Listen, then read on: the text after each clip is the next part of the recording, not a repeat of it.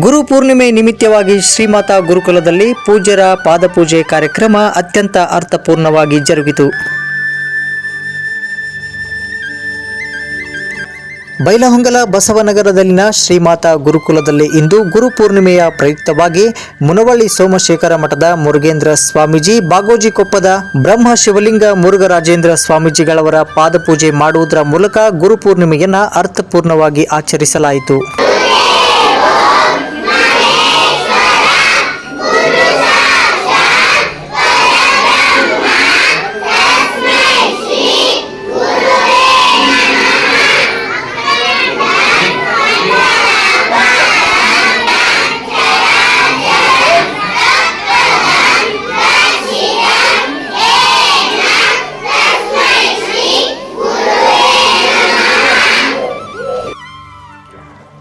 ವೇದಮೂರ್ತಿ ಮಹಾಂತಯ ಆರಾಧ್ಯ ಮಠ ದಂಪತಿಗಳು ಪೂಜ್ಯರ ಪಾದಪೂಜೆ ನೆರವೇರಿಸಿದರು.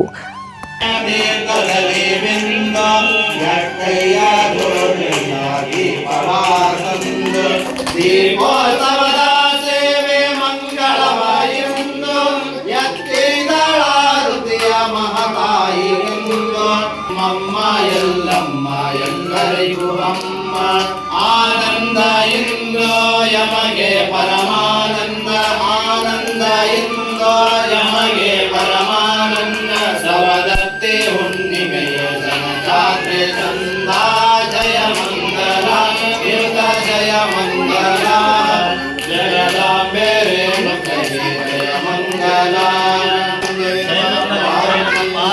ಶಿವರ ಮಹಾದೇವ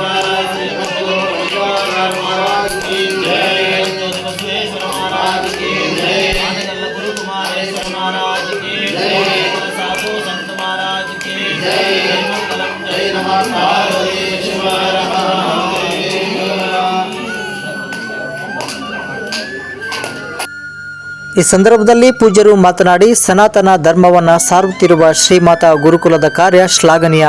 ಗುರುಕುಲವು ಬಾನೆತ್ತರಕ್ಕೆ ಬೆಳೆಯಲೆಂದು ಶುಭ ಹಾರೈಸಿದರು.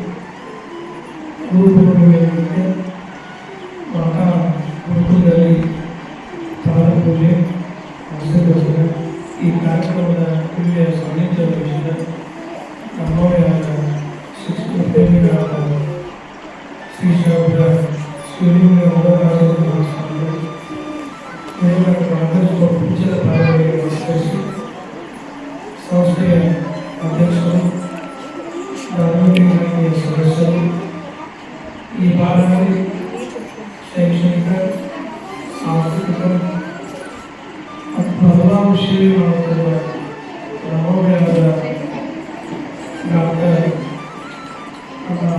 ಶಾಸ್ತ್ರಿಗಳು ಆರಾಧನೆ ಮಾಡುವುದಾಗಿ ಅವರ ಧರ್ಮಪತ್ನಿಗಳು, ಎಲ್ಲ ಬಾಲಕರಿಗೆ ಮತ್ತು ವಿದ್ಯಾರ್ಥಿಗಳಿಗೆ, ಗುರುಮಾತೆಯರಿಗೆ, ಅವೆಲ್ಲ ಎಲ್ಲ ಶಾಸ್ತ್ರಿಗಳು ಎಲ್ಲರಿಗೂ ಶರಣು ಶರಣ.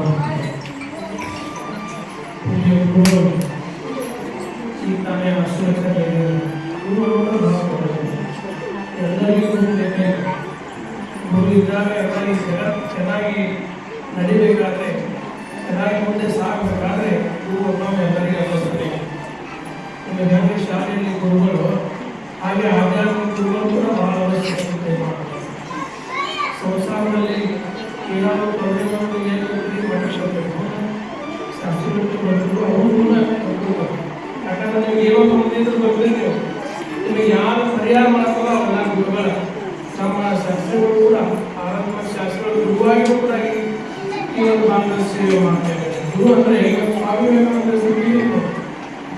ಸ್ವಾಮಿ ವಿವೇಕಾನಂದರ ನಾವು ಸಿವಿಲ್ ಸನ್ಯಾಸಿ ಅಂತ ಕರೀತೇವೆ.